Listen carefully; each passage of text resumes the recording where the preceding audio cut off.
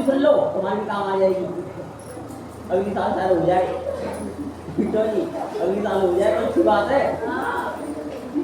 माल पानी भी मिलेगा और बेड भी। आपकी भी हो जाए, मैं कह रहा हूँ कि बेड मिलेगा, एसी मिलेगा, सब कुछ मिलेगा, तुम क्या दिक्कत है? तो अरे सुनो, तुम यहाँ पे बैठ जाओ, वो हाईवे है ना, वो वहाँ पे परिक्रमा करते हैं ना लोग, यहाँ पे बैठो मेरे पास में। ब्राह्मणों हरतालिका तीज का यह प्रसिद्ध व्रत भादो मास के शुक्ल पक्ष में तृतीया को किया जाता है। तृतीया तिथि को किए जाने के कारण दुनिया में यह व्रत अधिकतर तीज नाम से जाना जाता है। कुंवारी लड़कियों को यह व्रत इच्छा वर पाने की आशा से और विवाहित स्त्रियों को सुहाग की रक्षा और पति सुख की कामना करके यह व्रत करती हैं। प्राचीन काल में चल रही मान्यता है कि इस व्रत को करने वाली स्त्रियां पार्वती के समान सुखपूर्वक जीवन यापन करके शिवलोक को प्राप्त करती हैं।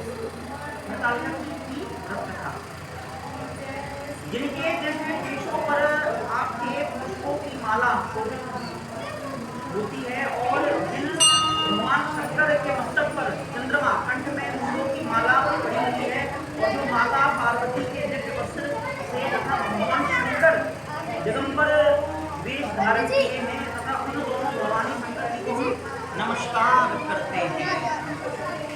कैलाश पर्वत के सुंदर शिखर पर माता पार्वती ने श्री महादेव शंकर से पूछा कि हे मेरे महेश्वर, मुझसे आप वह गुप्त से गुप्त वार्ता कहिए कि जो सबके लिए सब धर्मों से भी सरल तथा महाफल देने वाली हो।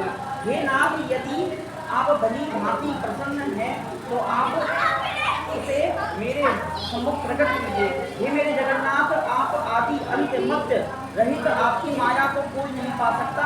आपको मैंने किस भांति प्राप्त किया है, कौन से व्रत तप या दान पुण्य फल से आप मुझे वर के रूप में प्राप्त हुए हैं, तो आप हमें कहिए।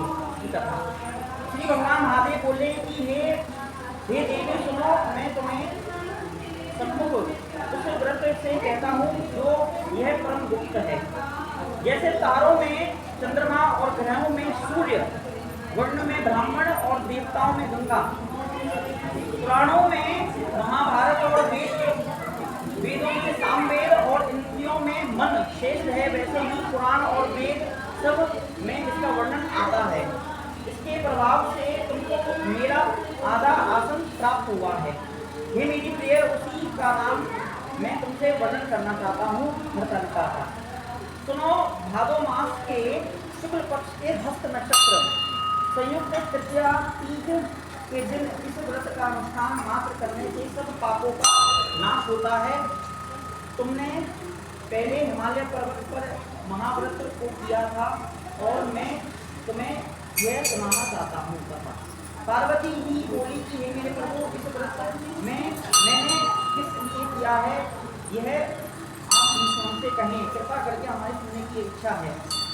श्री महादेव जी बोलते हैं कि आर्यवर्त में हिमालय नामक एक महापर्वत था। वहाँ अनेक प्रकार की भूमि, अनेक प्रकार के वृक्ष सुशोभित थे जो सदैव बर्फ से ढके हुए थे। गंगा की कला करके धमनी शांत में रहती और माता पार्वती, हे देवी, तुमने बाल्यकाल की अवस्था से ही परम तप किया और 12 वर्ष तक जल में रहकर वैशाख मास में अग्नि में प्रवेश कर तप